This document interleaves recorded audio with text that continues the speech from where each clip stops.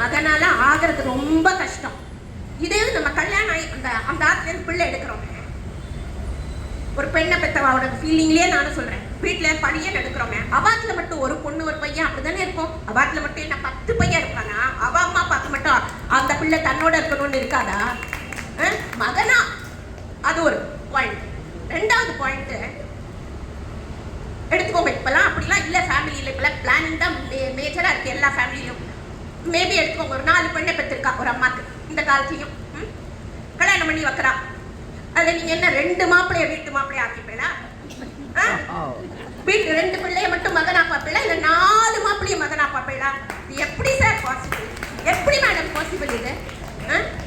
4 பெண்களையும் வர மாப்பிள்ளையெல்லாம் மகனா பார்த்தா நான் என்ன தெரியுமா சொல்லுவேன்? எங்க அம்மா அந்த காலத்துல சொல்லுவாங்க, 4 பொண்ணை பார்த்து 4 பொண்ணை பெற்று கல்யாணம் பண்ணி கொடுத்தா அவளுக்கு இருக்கிற தைரியம், அவளுக்கு இருக்கிற பெரிய